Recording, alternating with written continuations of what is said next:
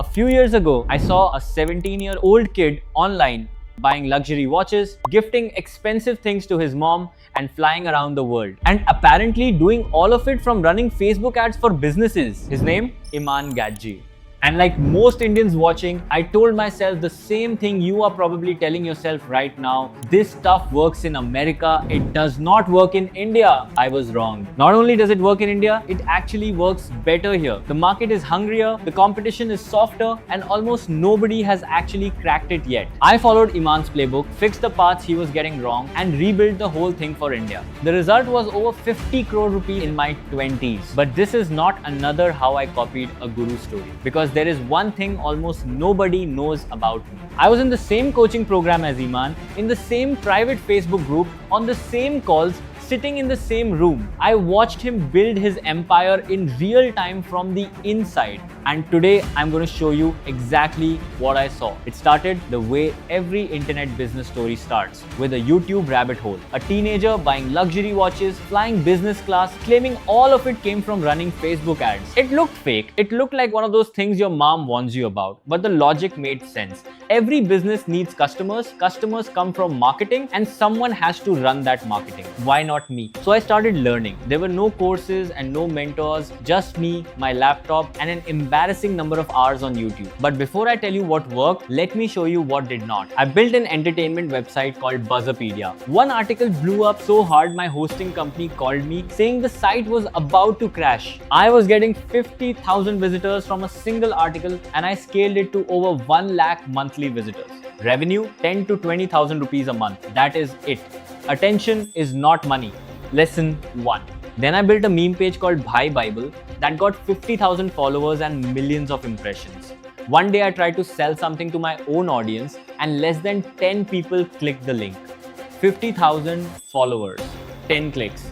Followers are not customers. Lesson 2. After that came dropshipping, print on demand, affiliate marketing, and Udemy courses. It was the same lesson every single time. And then one message changed everything. I was 18, still in college, sitting in a dorm room in Glasgow when a guy named Vijay from the US sent me a message. He had been following my content and asked if I could help grow his Shopify business. Then he asked the question that changed my life. How much do you charge? I had no clue. I opened a new tab, Googled marketing agency pricing, and typed back $1,500 a month, bracing for a no. He replied, "Sure, how do you want to get paid?"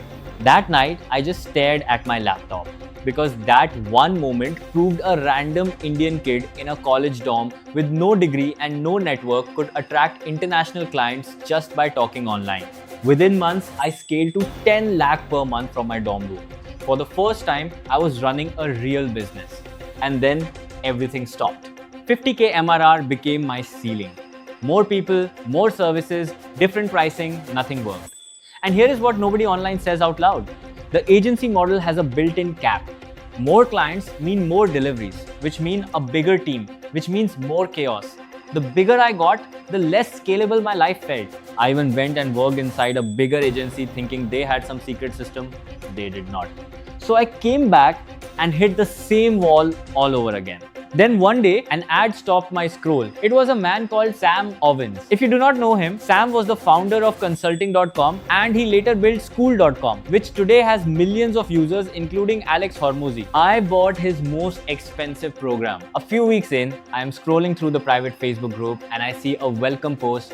A 17-year-old kid saying he is doing $50,000 to $100,000 a month. I almost laughed. Then I scrolled to the comments and Sam Ovens himself had replied. He wrote, "At your age, I did not have a clue what I was doing. I was probably out drinking beers." That was the first time I saw Iman Gadzhi. Not on YouTube, in a Facebook group as a kid that Sam Ovens himself was impressed by. Back then, he had barely 10,000 subscribers. And in that same group was some of the biggest internet marketers in the world. Alex Becker, Dan Henry, and a whole list of of 8-figure operators. But the one who fascinated me most was the youngest one in the room. Here is what I noticed that nobody else was paying attention to. Back then, Facebook ads were so cheap that everyone was throwing money at paid traffic. It was direct to webinar, spray and pray and hope something stuck. Iman kept saying organic content should be part of every agency owner's strategy, and everyone ignored him. Why build slow content when you could buy clicks for cents? But he did not stop. He kept posting, kept building YouTube, and he did something genius. Instead of running ads to a webinar like everyone else, he ran ads to his own YouTube videos, built trust at scale, and then put the offer in his bio. People mocked him. I stayed silent and kept watching. Then something even more interesting happened. Sam Owens had this concept called monk-like discipline. There is still a video about it on YouTube. Iman took it, adapted it, and branded it monk mode. That concept is what birthed an entire wave of YouTubers, starting with Hamza and everyone who came after him. Almost nobody knows the original source was Sam. Then Iman shifted from niche SMMA content to broad how to get rich content, and the algorithm rewarded him massively. And he made the move I think Sam had been pushing all along. He shut down his agency, went all in on education, made over $100 million and co-invested in WOP. And eventually he bought the consulting.com domain from his own mentor. The student bought out the school. I will be honest, I do not agree with every choice Iman made. Selling low-ticket courses to beginners with get-rich promises is not my style. I think what Hormozi does high-ticket offers to a sophisticated audience works better long-term. But what Iman built is one of the most important case studies in modern internet business. And I had a front row seat. Sitting there watching him, one thing became very clear. Agencies are capped businesses, and scaling delivery always creates chaos. We stopped selling information and started selling outcomes. You pay us, we help you close real client business. If we do not get you higher quality leads than what you are getting today, you do not pay. People stopped seeing it as a course and started seeing it as an investment with the ROI built in.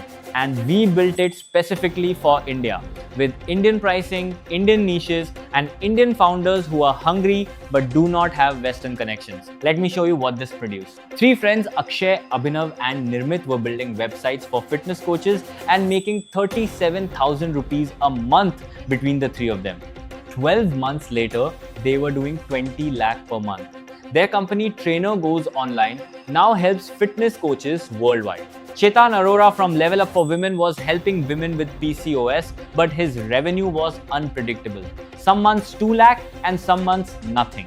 His first milestone with us was 70 lakh in a single month, and today he does 50 lakh plus consistently. Sumant Makam from National IAS was making 1 lakh a month from workshops. We rebuilt his backend and he collected 70 lakh from a single launch. And Digital Deepak had multiple courses, multiple offers, and scattered operations across the board. We told him to remove most of his product line and simplify down to 1 or 2 core offers. He did over 2 crore with almost zero ad spend. Different niches, different backgrounds, same principles, clear positioning, one painful problem, one valuable offer, high ticket pricing, and systems that actually scale. None of this came from inventing something new. I studied what was working globally, found where it broke, adapted it for India, and executed. That is the part of Iman's story everyone misses.